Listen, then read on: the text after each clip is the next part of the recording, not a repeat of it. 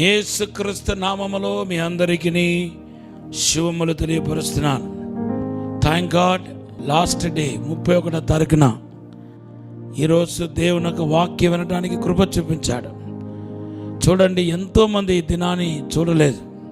ఎంతోమంది చనిపోయారు, కానీ నీకు దేవుడు జీవమిచ్చి కాచి కాపాడి నడిపించుకుంటూ వచ్చాడు.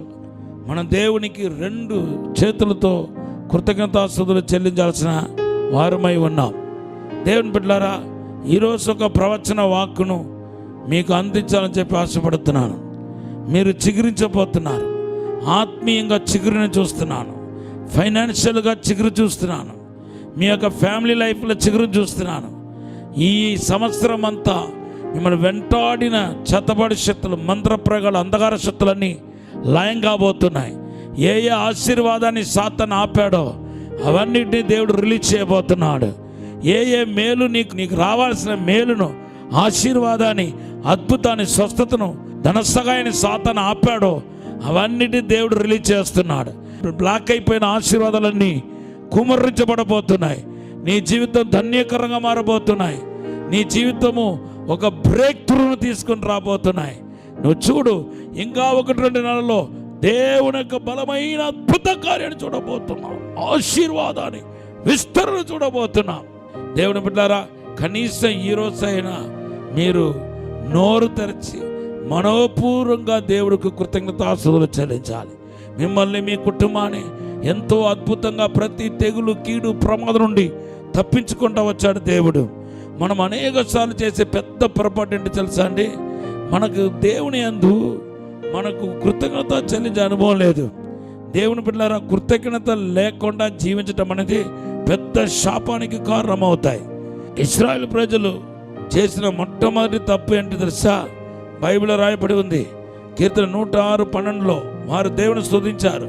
13వ వచనంలో రాయబడి ఉంది, త్వరగా దేవుని క్రియను మర్చిపోయారంట. ఆ దేవుని కార్యాన్ని ఎప్పుడైతే మర్చిపోయారో, ఎప్పుడైతే దేవుడి విషయంలో ఇన్గ్రాటిట్యూడ్గా నడుచుకున్నారో, అక్కడ నుండి వాళ్ళు భ్రష్టత్వపు ఆత్మ పట్టేసింది. వారిని భ్రష్టత్వపు ఆత్మ వెంటాడటానికి ప్రారంభించింది. ఆయన ఆలోచనను తిరస్కరించారు. 14వ వచనం కీర్తన 106:14 ఆ దేవుని శోధించారు. తర్వాత మీరు చూస్తే అహరోను పైన, మోసే పైన తిరుగుబాటు చేశారు. 106:16 దైవజనులకు విరోధంగా మాట్లాడారు. తర్వాత 19వ వచనం చూస్తే విగ్రహారాధన మొదలుపెట్టేశారు. 22వ వచనం చూస్తే కంప్లీట్గా దేవుని మర్చిపోయారు. ఇవన్నిటికి ఇంత ఘోరాది ఘోరంగా దిగజారిపోవటానికి గల కారణం ఏంటో తెలుసా? కృతజ్ఞత లేకపోవటం.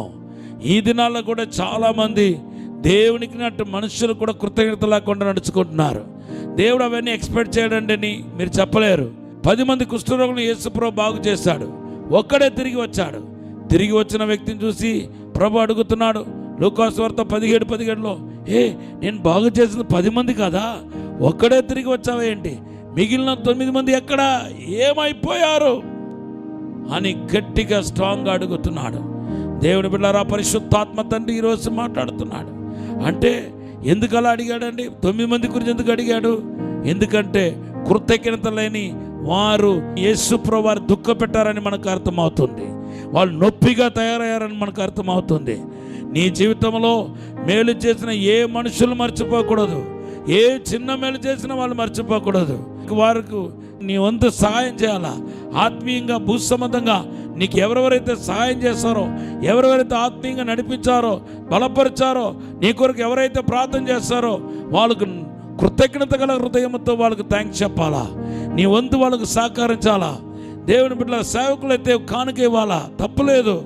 దేవుని బిడ్డలారా, దేవునికైతే నీ యొక్క మంచి సాక్ష్యం ద్వారా, నీ యొక్క యథార్థమైన జీవితం ద్వారా, నీ పరిశుద్ధమైన జీవితం ద్వారా ఆయన నామాన్ని ఘనపరిచేవాడుగా ఉన్నావు, ఘనపరిచేదానిగా ఉన్నావు. ఈరోజు ఎంతమంది దేవుని ఎడల కృతజ్ఞత కలిగి ఉన్నారు? బైబిల్లో రాయబడి ఉంది, మనకు కృతజ్ఞత కలిగి ఉన్నప్పుడు ఆయన సువార్తను ప్రకటించకుండా ఉండలేము. శనదయం పట్టిన వ్యక్తిని యేసుప్రభువు వారు బాగు చేశాడు. అతనికి యేసుప్రభువు వారు చెప్పిన మాట ఏంటి తెలుసా? మార్కు సువార్త 5:19 వచనంలో రాయబడి ఉంది, నువ్వు వెళ్ళి నా సువార్తను ప్రకటించమంటున్నాడు. కనుక ఈరోజు మీరు ఏదో ఒక రూపంలో మీ కృతజ్ఞతను చాటండి. యేసు కృతజ్ఞత కలిగిన వారెడలా ఆయన అద్భుతం చేసేవాడై ఉన్నాడు, మేలు చేసేవాడై ఉన్నాడు. నువ్వు కృతజ్ఞత చెప్పకూడదు, చేయకూడదు. ఆయన నామా మహిమపరచబడతాయి. నిన్ను దేవుడు ఆశీర్వదిస్తాడు, మేలు చేస్తాడు, అద్భుతం చేస్తాడు. ఈ సమయంలో మీ కొరకు ప్రార్థన చేస్తాను. పరిశుద్ధము నమ్మకమైన పరలోక తండ్రి, ప్రతి ఒక్కరిని యేసుక్రీస్తు నామములో ఆశీర్వదించండి. కృతజ్ఞత గల వారుగా ముందుకు సాగిపోలాగా సాయం చేయండి ప్రభా. అసాధారణమైన అద్భుతమైన కార్యం జరిగించండి ప్రభా. ఆయా మేలు చేయండి ప్రభా, స్వస్థపరచండి ప్రభా. మీరే తాకుమని దీవించి బలపరిచి అయ్యా అతన్ని రేపటి దినమున ఆశీర్వాదకరంగా చేయండి. బంధకాలు తెంచండి. నీ నూతన సంవత్సరంలో ఒక గొప్ప అభిషేకంతో, ఆత్మతో, శక్తితో ప్రవేశించలాగన అయ్యా వారిని ప్రతి ఒక్కరు నింపుమని అభిషేకించమని యేసు నామములో అడిగి వేడుకుంటున్నాం తండ్రి. Amen, amen. Have a blessed day. ఈరోజు దేవుడు మీకు ఇచ్చిన వాగ్దానం కీర్తన 24. దేవుడు మన ఆశీర్వదించును గాక. ఆమెన్.